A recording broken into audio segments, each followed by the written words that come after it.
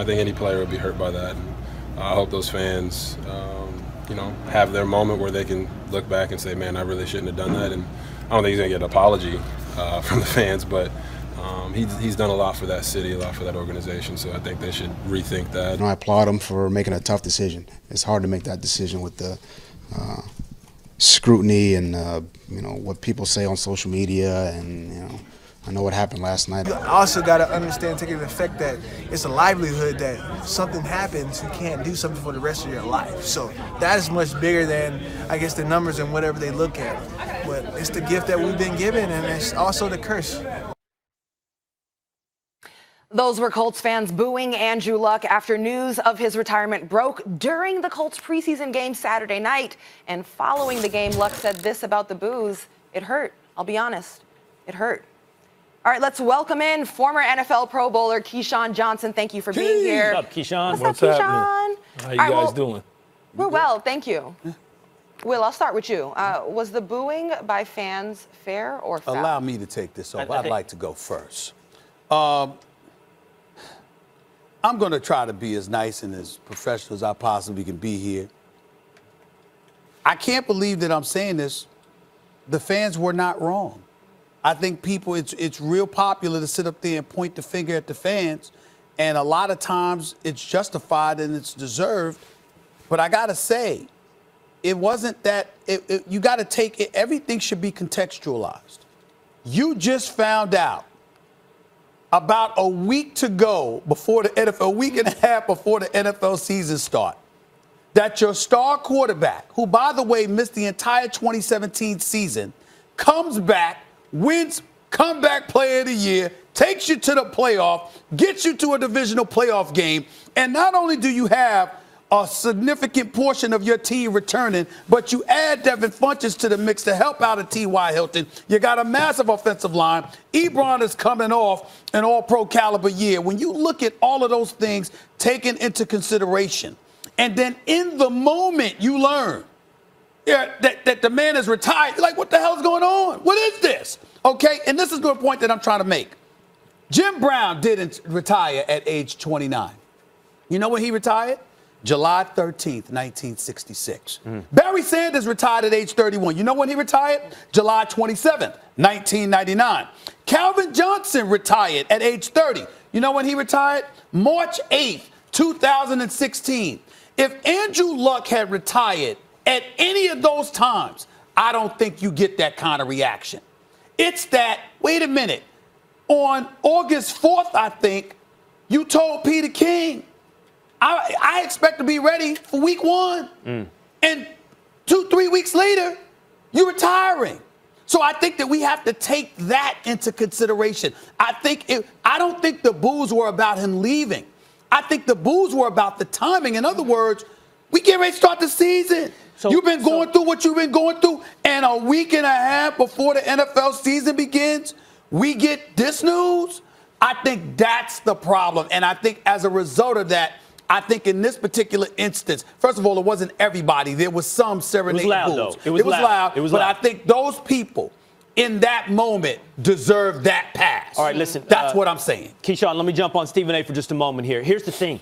I actually think everything you just said was true, man.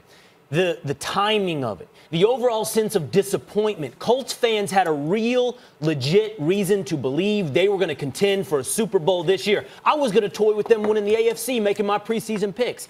There's real, not just disappointment, but a sense that things came in way under expectations for Andrew Luck and the Indianapolis Colts. And I understand it, man. And here's the thing. I've made arguments in the past. Fans' job is to be fans and to feel it. They're visceral. That's what they're supposed to be doing. However, everything you just said can be true, Stephen A., and I'm not trying to be on a high horse. I'm not trying to sermonize, but you got to be better than that. You can feel all that. It can be real. And your mom can tell you, I understand, baby, and pat you on the back, but you still got to be better than that. You cannot rain down boos on a guy who's given you 7 years like that. I respond. Go ahead, Keyshawn. Well, look, I kind of somewhat agree with Stephen A., and I kind of somewhat agree with you too, Will. I would say it this way, though. Andrew Luck is a teaser to the fans, okay? Like Stephen A. said, He put them in a situation where they felt good. They go out there, they get Devin Funchess, they draft O-linemen, they do all the things to make a run. They were favored to win their division, okay, let alone the conference by some. They were favored by some to even maybe make it to the Super Bowl. All of these sort of things, fantasy football, you just name it.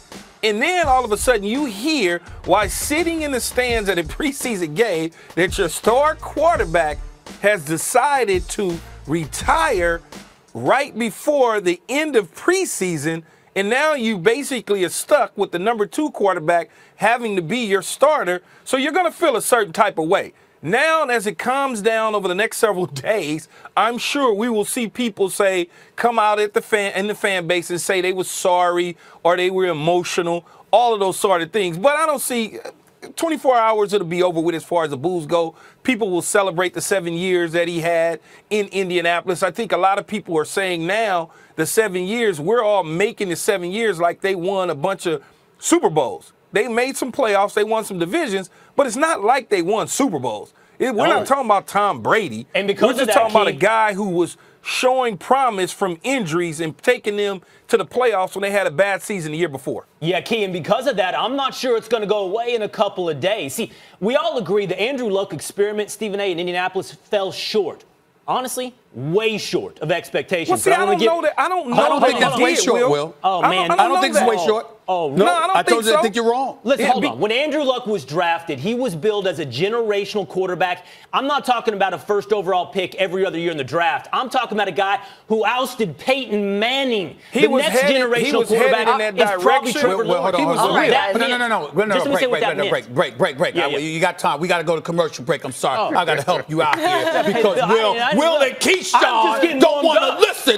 We got to go. Go ahead, Roz. We'll be talking about this topic all throughout the show. Keyshawn, thank you so much. Wait. Oh, he's hanging with us? Keyshawn's hanging with us. We got to finish this segment, right? All you right, stand right here, right, Key? Stay with us. I'm good. Stay right there. Stay right there. That was like Andrew Luck's segment. Many times I show up on your radio show in the morning. Stay right there. Stay right there. Absolutely. So Keyshawn will be here. We will be continuing this topic later in the show and with Keyshawn. And we will be discussing what does the man who will forever be tied to Andrew Luck think of his sudden retirement. RG3 opens up on Luck opting out of Indy. Don't go anywhere. The NFL season is right around the corner. Excitement is building as week 1 approaches. Who has the best chance to dethrone Tom Brady and the Pats? Will Patrick Mahomes win back-to-back MVPs? Are the Cowboys still an accident waiting to happen? How do? Which new face will have the biggest impact in their new place? We have the best debate previewing the 2019 campaign. And then we're going to have a nice little bowl of gumbo together.